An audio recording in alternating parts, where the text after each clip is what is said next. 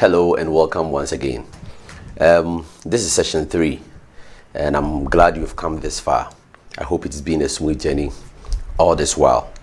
I continue to wish you the very best. Don't give up and keep pushing, because I see a software engineer building up inside of you. One of the greatest and one of the biggest the world has yet to see. And so kudos to you for having come this far, and all the best throughout the rest of the journey. Today's session, we are going to talk about the session 3. We are going to focus on the system modeling and architectural design. This is very key to whatever we are going to do. It's very, very key. We are going to learn a number of things, and it forms key to how you, and particularly you and your customer, get to interact and engage meaningfully in terms of understanding the specifications that are needed for the product that you are building for your client. So it's just going to be these 2 sessions, and hopefully this will be one of the shortest sessions. So what do we mean by system modeling? System modeling is actually a process, of developing abstract models of a system, and each of these models representing different view or perspective of that particular system. Okay, so it is typically about representing a system, using some kind of graphical notations. Presently, most of this is preferred. We actually refer to it as the unified modeling language. Okay, so these notations are based on this unified modeling language, and they help the analyst, which in this case is you and your team, to understand the functionality of the system that you are building or developing, and then to help you also communicate appropriately with your customer. So it is very essential we underscore this.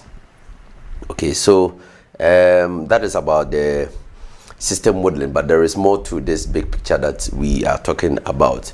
There can be several models that can be explained in different perspectives, and we're going to look at some of these perspectives. We can talk of the external, interaction, structural, and then behavioral perspectives as far as system modeling is concerned. Okay, so what we mean by the external perspective, in an instance where you model the context or environment of the system, the interaction, that's just the environment of the system. That means that is what you are actually focusing on at that particular point in time. But you need to acknowledge these perspectives. What is the external nature of the solution? What's the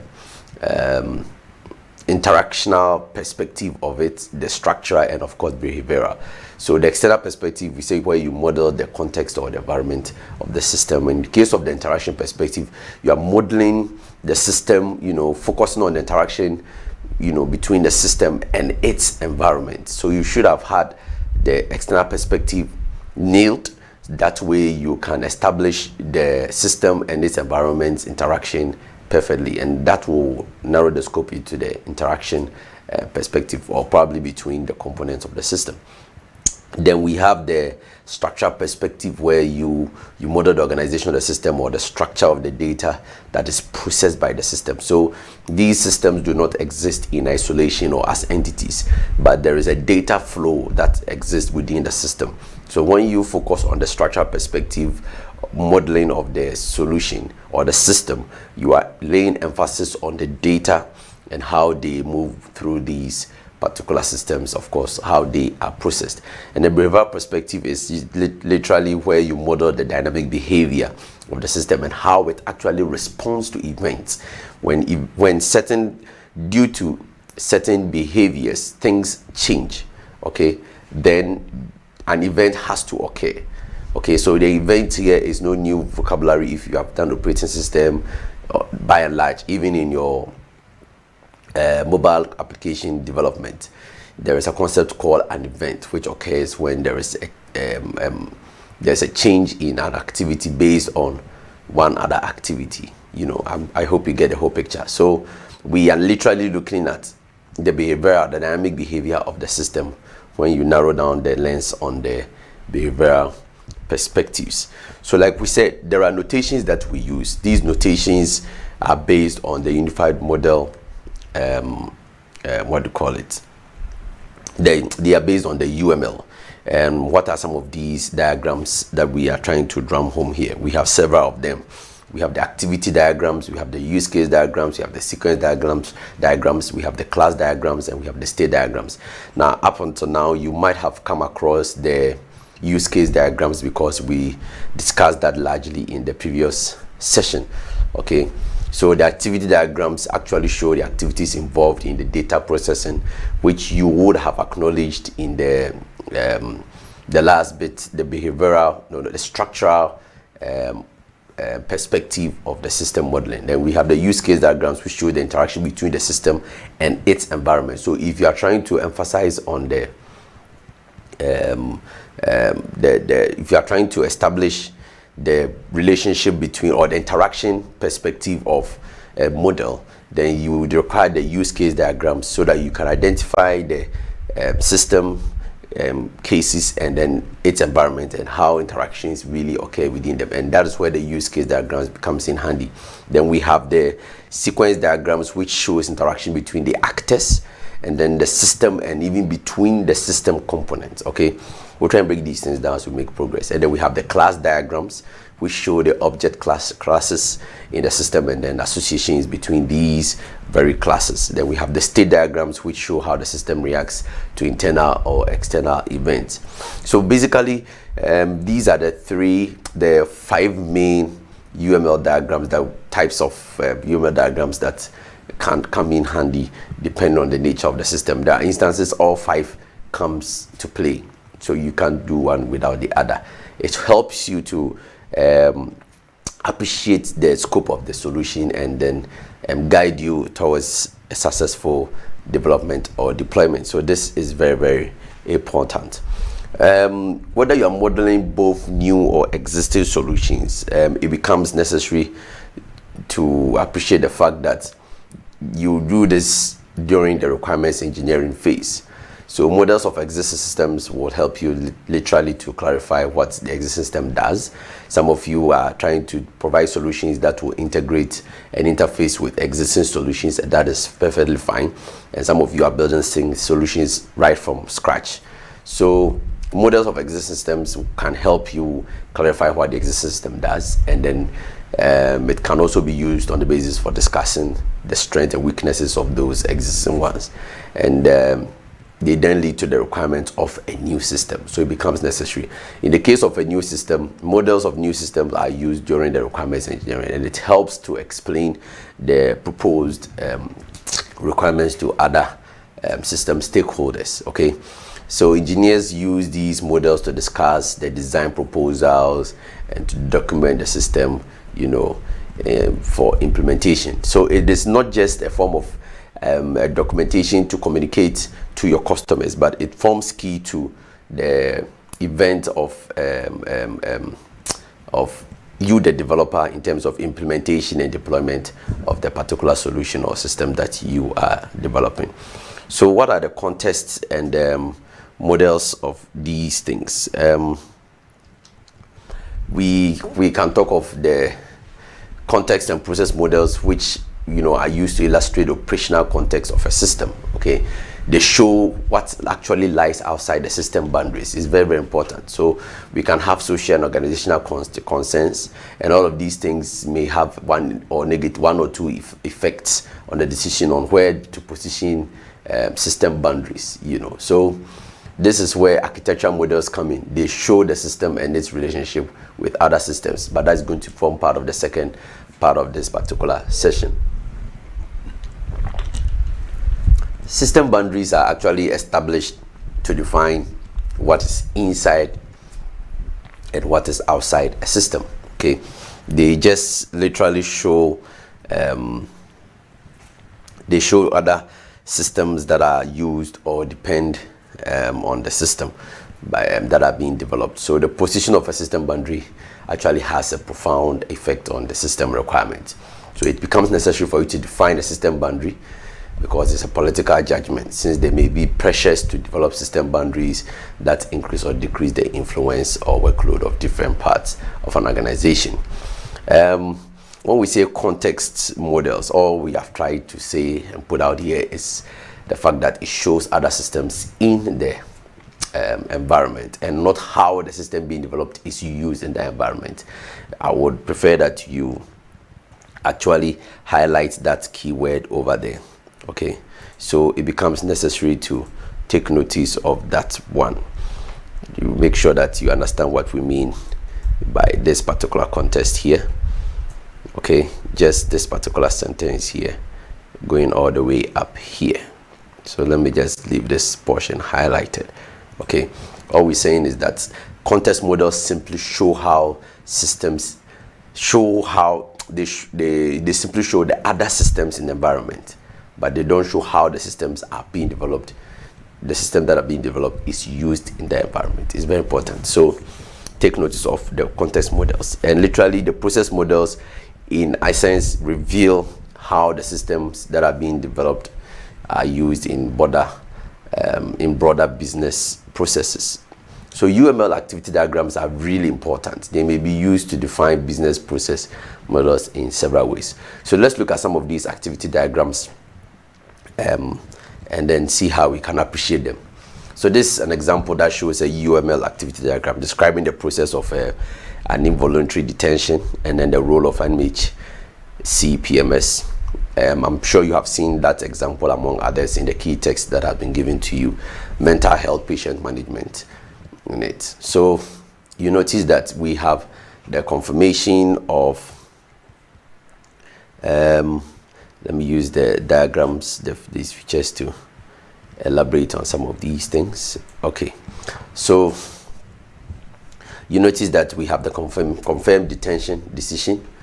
Okay, so what we mean by a mental environment, mental health care patient management system, we are looking at a place like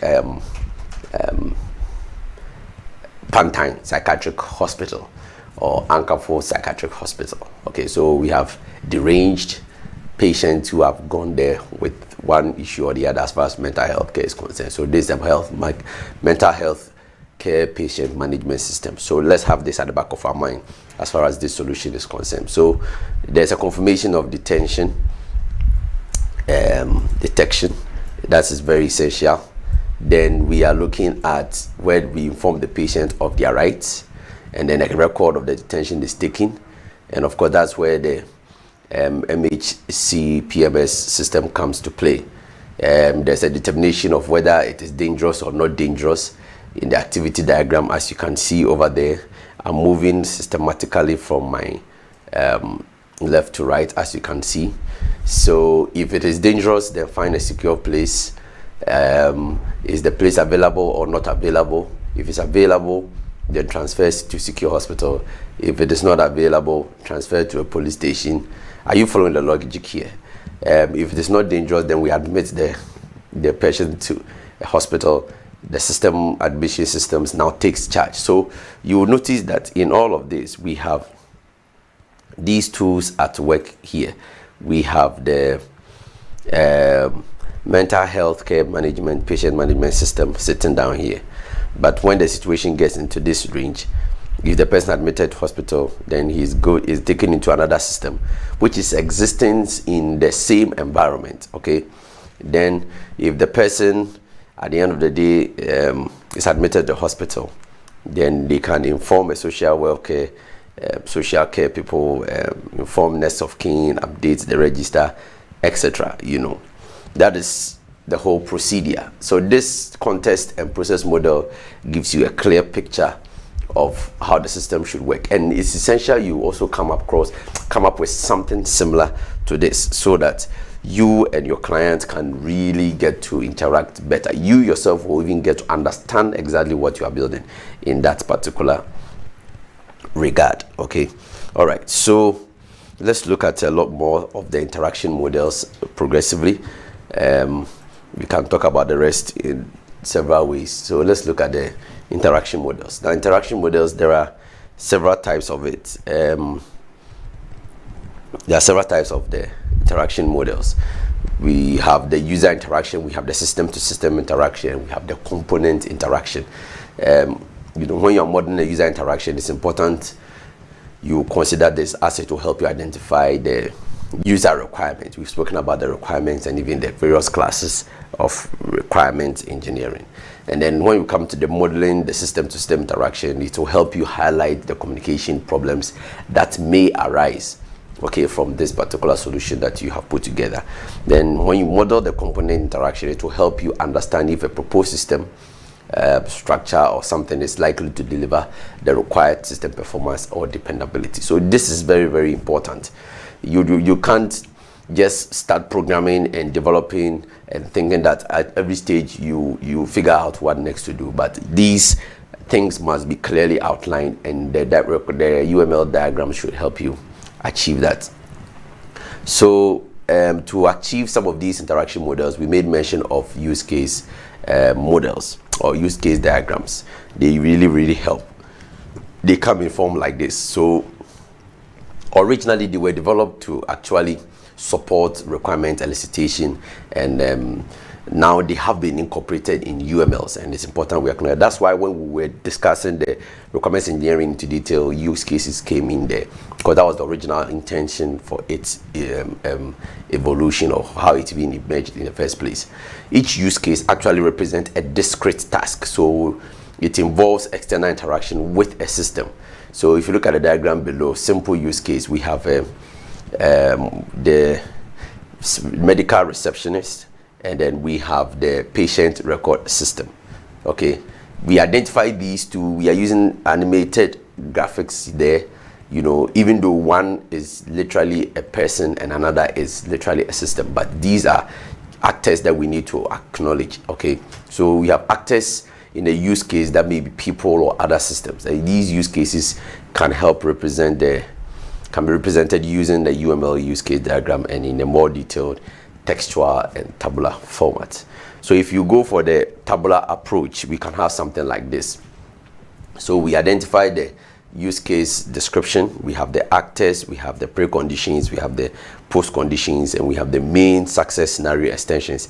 And each one of these, we have clearly outlined exactly what the interaction is intended to do. So this is another form of the use case representation of what we are actually talking about. So this is about use case diagrams, and there are notations that are required, and that is what I was requesting from you in the previous assignment. And some of you did it, others too, I don't know. Well, when the results comes out, you will see. Anyway, so that is about use case diagrams. We can also talk about the sequence diagrams. These are actually also used to model interactions between actors and the object within a system. Mentioned it briefly earlier. It's a diagram that actually shows the sequence of interactions that take place during a particular use case or use case instance. So the objects and the actors involved are listed along in the very top, along the top of the diagram, as you can see in this particular case here. Okay, so you see them labeled here. So we have patient information, we have the system database, and then we have authorization. Okay, so the objects and the actors involved are listed along the top of the diagram, with the dotted line drawn vertically from each one of them, determining where each of them interact with each other. And these annotated rows help make the conversation more fluid and responsive. So if we look at exactly what this one is saying, you will notice that we have the patient info. He can view information. Authorization has been limited. That's why we have the ALT symbol covering that particular session. But you can look at what each and one of them do. If you look at the database, we have the report. So there's information, there's patient ID, user ID, patient information, error, when there's no access. Those are all limited to the authorization state. And then the last part of the thing is authorization. So what can the authorization units of the system do? Authorization, it authorizes information, user ID, in that particular order. So you need to actually appreciate the need of these UML diagrams and use them appropriately as and when they are required in your solution. It helps deliver on what exactly you are dealing with. So this is about use sequence diagrams and of course interaction models. So we've spoken about the use case models, and then we are use case diagrams, and we have spoken about the sequence diagrams, all forming part of the interaction models. We can also talk about the structure models. Structure models are actually they display the organization of a system in terms of the components that make up the system and their relationships, not how they play out.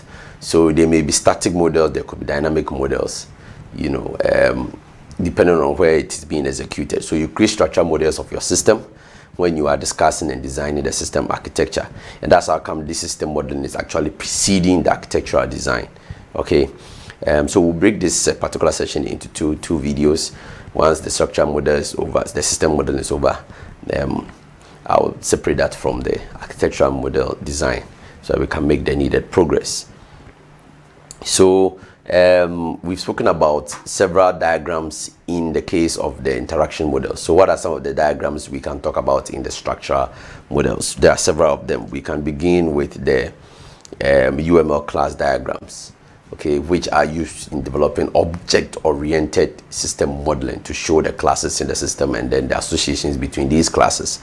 I expect everybody in this particular class to have covered or have a appreciable understanding of object-oriented programming, and for that matter, object-oriented design and analysis, particularly those of you in level 300s who I personally took in that particular class. So we bring on board this concept of object-oriented programming, and we identify the objects of the system, the attributes and their methods, and that is where the UML class diagrams come in handy. So an object class can be thought of as a general definition of one kind of a system object. So an association is a link between the classes, and it indicates that there is some relationship between these classes.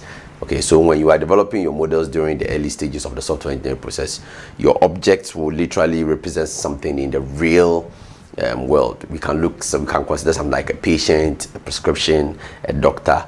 These are the objects that we could be talking about. So in application of this particular concept, you can have something like this. So we have a consultant, we have patient, their condition, general practitioner, consultation, hospital doctor, medication and treatment, as you can see over there.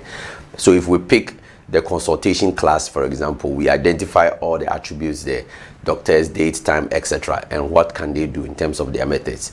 They can create, we have method for new prescription, record notes, transcription, and several other things that we can talk of over there. Several methods could be there. We have several attributes also contained in there. So this is just in connection with just the consultation class. Okay, so please take notice of this. It plays out nicely. So we can also talk about generalization, and of course we are still discussing the whole concept of object-oriented programming, and it forms key under the structure model. Okay, it's interesting. We have structural programming and then object-oriented programming, and yet even as we speak about structure models, our emphasis has literally been on object-oriented approach of developing our solutions. So generalization is actually an everyday technique that we use to manage complexity. In modeling systems, it is often useful to examine the classes in the system and to see if there is a scope for generalization. As we know, in object-oriented languages like Java, generalization is actually implemented using class inheritance. Okay, the mechanisms that exist in class inheritance, they are built into the language. So all we need to do is call them. So literally we look out for the attributes and the operations associated with higher level classes that are also associated with lower level classes, and then the lower level classes becomes the subclasses that are inherited, that inherit the attributes and operations from their superclasses. So at this level, I expect you to make meaning out of what we are discussing here. So these lower level classes then add more specific attributes to the various operations that follow. We cannot only talk about generalization and inheritance and ignore aggregation. in which a model shows how classes that are collections that are composed of other classes. We have classes that are collections and they are composed of other classes. It's possible and it can happen. So aggregation models are similar to part of a relationship in a schematic data model, something similar. So if you look here, we have the first instance here. We have a doctor class, we have the hospital doctor, and then we have the general practitioner. So there's one superclass and then the subclasses all inheriting in that particular fashion, and the aggregation bit is something similar. So you take notice of the annotations that are being used in the diagrams there, because they form key and it makes it meaningful in terms of conversation, right? This is I think the last of the system modeling types. We can talk about the behavioral models. We already mentioned the fact that they are models of dynamic behavior of system as it is in execution. Okay, so they help understand what actually happens or what is supposed to happen when a system responds to stimulus from its environment. And there are several types, two types of the stimuli. We have the data when the system, when some data arrives that has to be processed by the system. We have some event that happens, and this event triggers some system processing. I made mention of events as a generic term as it spans across mobile application development to operating systems. So they may be associated with data, although it is not always the case. And we have many business systems that are data processing systems that are primarily driven by data. Without data, they cease to exist. They are nothing without data. So they are controlled by data that is input into the system, and then there are relatively little external event processing that are happening. Then we have the data-driven models, that shows the sequence of actions involved in the processing input data, okay? And then they generate an associated output. And they are particularly useful during the analysis of requirements, and as they can be used also to show end-to-end processing in a system. So it can look something like this. Data-driven models can be created using UML activity diagrams. For example, we have the blood sugar, get sensor value. So you get blood sugar sensor. The sensor, we try to obtain the sensor value. Then we arrive at getting the sensor data, and then compute the sugar level. So you realize that the data from first stage is a relevant data moving from one stage to the other. You cannot skip one from the other, as you can see over there. The blood sugar sensor level, the sensor will pick the data. Then the method is to just obtain the value. We obtain the sensor data in itself, and then we compute the sugar level based on the data that we have here. So this method is useless if there is nothing to work with. So that's how dependent they are, up to the very point where insulin pump is determined, and the respective quantities are all determined based on the information that has been gathered along the way, and that is all the data that is traveling through. So in this case, behavioral model data is this whole chain of sequence is driven by is driven by data. Okay, we can have another scenario here where, so that's the data driven model. We are going to talk about two, like we said, two of them. We have this is the data driven model. We're going to talk about another one, but there's another form of it. So we have a purchasing officer. We can make an order. It will be influenced by budget, and there's be a data storage of the orders that have been made. This is just another UML sequence diagram to give you another perspective or picture of a data-driven model as far as behavioral models is concerned. Then we have the other bit, which is the one that is driven by events triggering certain activities to happen. So we have real-time systems that are often event-driven with minimal data processing. So we can have an example, a landline phone switching system that responds to events such as maybe receive of hook by generating a dial tone. So these are event-driven models, and they show how a system should respond to external and internal events. It is based on the assumption that the system has finite number of states, and that event stimuli may cause that event or stimuli may cause a transition from one state to another, and it's important we have situations like that. So by way of example, we can look at this scenario here of an event driven model.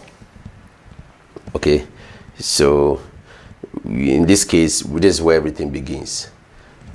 So at this point there is a waiting period, so display the time for the waiting period. Are we ready for full power or half power? If it is full power, then set power to say this particular value. If it is half power, set value to something like that, in that chain of order. In fact, when you look through this whole diagram, it makes a whole lot of sense and brings a lot of meaning to you. And that is why we require of you to also communicate in a similar fashion when it comes to these diagrams, and bringing into picture exactly what your solution is intended to do. So this will be the first part of this particular session, where we have spoken about the system modeling. In the next session, in the next part of this particular session, we'll be talking extensively about we'll be talking more about the architectural design exclusively.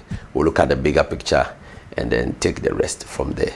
That should pretty much end it for session 3 of this week. So see you in the next one.